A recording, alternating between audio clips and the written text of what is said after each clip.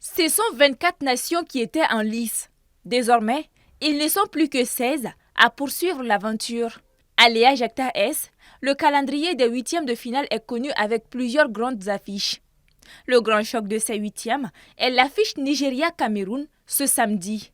En 2019, lors de la CAN, les deux sélections s'étaient déjà rencontrées à ce stade de la compétition et c'est le Nigeria de l'actuel Ballon d'Or Victor Osimhen qui l'avait emporté 3-2. Mais les Lions indomptables, qui reviennent de loin, sont revanchards et surtout disposent d'un ascendant psychologique sur les Nigérians dans l'histoire de la CAN. L'équipe se présente déjà en favori depuis le début de la compétition.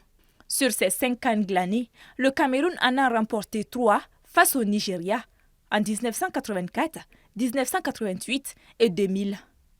Autre grande affiche de ces huitièmes, celle du Sénégal face au pays hôte, la Côte d'Ivoire. Les deux sélections ont des dynamiques opposées. Qualifiée à la dernière minute comme meilleure troisième grâce à une victoire du Maroc 1-0 face à la Zambie, la Côte d'Ivoire doit se faire pardonner l'humiliation 4-0 subie face à la Guinée équatoriale. Mais en face, les éléphants seront face à un mur. Celle du Sénégal, championne en titre et seule équipe à avoir remporté ces 3 matchs de groupe. La tâche s'annonce donc ardue pour les joueurs de Mers Fayet qui a remplacé le Français Jean-Louis Gasset, limogé après la débâcle de la phase de groupe.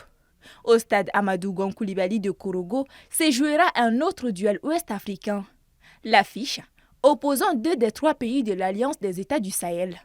Le Mali, qui a fini en tête de son groupe, sera face au Burkina Faso le mardi 30 janvier. Le vainqueur de ce duel affrontera en quart de finale celui opposant la Côte d'Ivoire au Sénégal.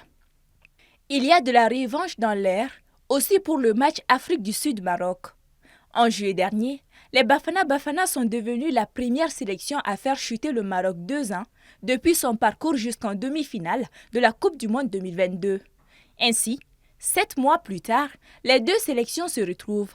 Les Lions de l'Atlas, qui ont eu un bon parcours en phase de poule avec 7 points, devront faire sans leur entraîneur Walid Regragui, suspendu pour 4 matchs, dont 2 avec sursis, par la CAF avec son altercation avec le Congolais Chancel Mbemba.